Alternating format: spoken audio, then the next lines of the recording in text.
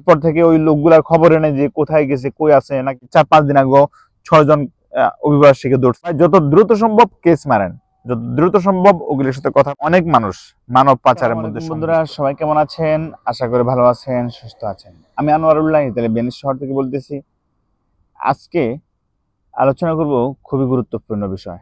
বর্তমানে কি ইতালি থেকে দেশে পাঠিয়ে দিচ্ছে কিনা, ইতালিতে কাদেরকে ধরতেছে, এখন কি কি সমস্যার কারণে ধরতেছে।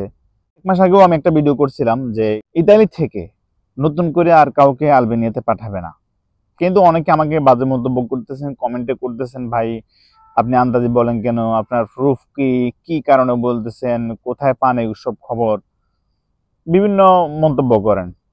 কিন্তু ভাই তখন থেকে আজকে 1 মাস হয়ে গেছে, এখন পর্যন্ত ইতালি থেকে আলবেনিয়া আর পাঠানো হয়নি।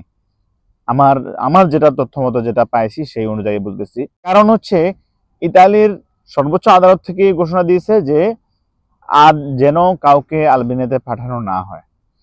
তবে হ্যাঁ, আরেকটা বিষয় হচ্ছে বর্তমানে ইতালিতে অনেকজনকে ধরতেছে, বা অনেক বাঙালি, বিভিন্ন দেশি বিভিন্ন মানুষ আছে, তাদেরকে ধরতেছে, দূরে দূরে দেশে পাঠিয়ে দিচ্ছে।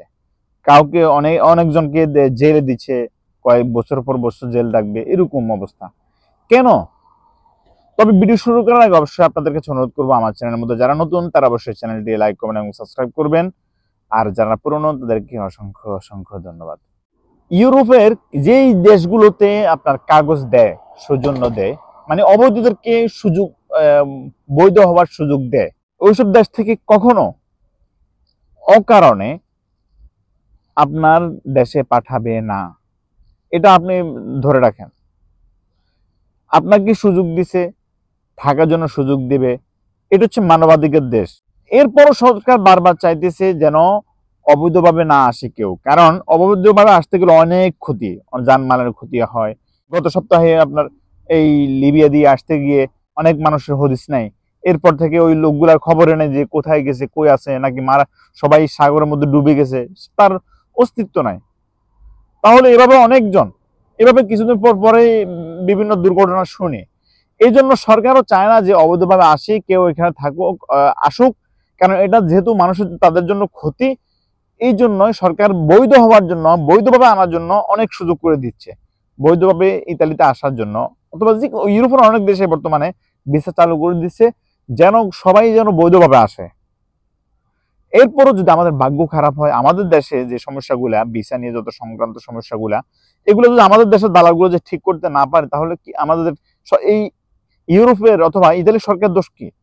ইদানিং যে আপনারা শুনতে পান, খবরের নিউজের মধ্যে শুনতে পান যে ধরছে 5 জনকে ধরছে, 6 জনকে ধরছে, গত এই 4-5 দিন আগে 6 জন অভিবাসীকে ধরছে, বিভিন্ন অকারণের সাথে জড়িত আছে, তারা অপরাধের সাথে জড়িত আছে, ওইসব লোকদেরকে ধরছে, জনকে জেলে দিছে আর কয়েকজনকে দেশে পাঠিয়ে দিছে। আবার এর আগেও ইতালির সরকারি ভাবেও ঘোষণা হয়েছে যে 256 জনকে দেশে পাঠিয়ে দিছে, স্বদেশে ফেরত দিছে। কেন? সেখানেও তারা উল্লেখ করছে যে কেউ কেউ অপরাধ করছে, অপরাধের কারণে, কারণ অপরাধ ছাড়া কাউকে দেশ থেকে দেশে পাঠায় না, দেশে পাঠাই দিবে না। এর মধ্যে যারা চলে আসছেন ইতালিতে, এখনো কাগজ করেন নাই, আসছেন কিন্তু এখনো কেস মারেন নাই, অপেক্ষা করতেছেন, সময় নিচ্ছেন, কিন্তু তাদের জন্য বলি, ভাই যত দ্রুত সম্ভব কেস মারেন, যত দ্রুত সম্ভব ওগুলির সাথে কথা বলেন। ওগুলির সাথে কথা বলে যেই কস্তুরা আপনার জন্য সুবিধা হয়, যেসব বড় বড় কস্তুরা যেগুলা সাধারণত ওইগুলোতে আপনার কেস মারতে গেলে সময়ের ব্যাপার, 15 মিনিট অনেক দেরি করে, ওইসব বড় বড় কস্তুরা যেগুলো না মারে, আপনার যে কস্তুরগুলো ছোট কস্তুরা, ছোট শহরগুলা, ওই শহরগুলোর কস্তুরাতে আপনারা যাবেন, কেস মারবেন, সেটা আপনাদের জন্য ভালো হবে, তাহলে আর সমস্যা হবে না।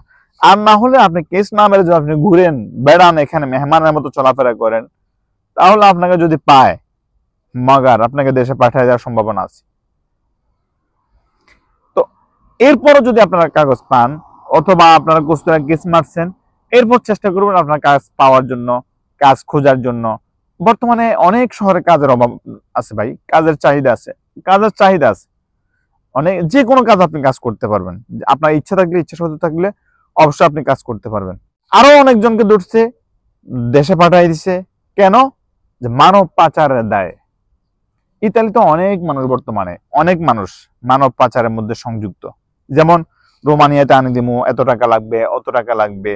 লিবিয়া দিয়ে আনি দিমু, লঞ্চে করে, জাহাজে করে আসবে, এত টাকা লাগবে, রিক্স নাই, 4 লাখ টাকা, 3 লাখ টাকা। রোমানি দিয়ে আসবে ট্যাক্সি দিয়ে, এটা দিয়ে সেটা দিয়ে, আরে কত লোভ দেখায়। এইসব লোভের কারণে বর্তমানে অনেক ধরতেছে, অনেক, শুধু বাঙালি নাই, বাঙালি সহ অন্যান্য দেশিরাও অনেক আছে এরকম। এদেরকে সরকার ধরতেছে এবং এদেরকে ধরে দিলে সরকার ঘোষণা দিছে 5,000 ইউরো পুরস্কার দিবে, মানে আমাদের বাংলাদেশে প্রায় 6 থেকে 7 লাখ টাকা। এবার চিন্তা করে দেখেন। তো এই মানব পাচার গুলা যারা করে, যারা জড়িত, তাদের সবাইকে ধরার দরকার এবং তাদের সবাইকে কঠিন শাস্তি দেওয়ার দরকার। দেশে তো পাঠাবে, তা আমি মনে করি তার আগে তাদের কঠিন শাস্তি দেওয়া দরকার, না হলে এদেশ ঠিক হবে না। তো অনুরোধ করব ভাই, এসবের সাথে জড়িত থাকবেন না কেউ, যদি থাকেনও অবশ্যই ছেড়ে দেবেন, আপনাদের জন্য ভালো হবে। আর বিষে ব্যবসা করবেন না, বেশি লোক করতে যাবেন না, তাহলে আপনাদেরও ভালো হবে। এই সুযোগটা যদি, এই কথাটা যদি আমাদের সরকারও বলতো যে মানব পাচার অথবা যে দালালি করতেছে, এম্বাসিতে যারা দালালি করতেছে, দালালদেরকে ধরে দেওয়ার জন্য পুরস্কার দেওয়া হবে, এটা যদি আমাদের সরকারও করতো, তাহলে এটা আমাদের সরকার, আমাদের দেশও অনেক উন্নত হয়ে যেত।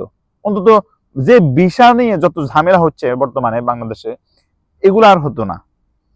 তো আজকে এই পর্যন্তই, দেখা হবে ইনশাআল্লাহ আগামী ভিডিওতে। আল্লাহ হাফেজ, ভালো থাকবেন।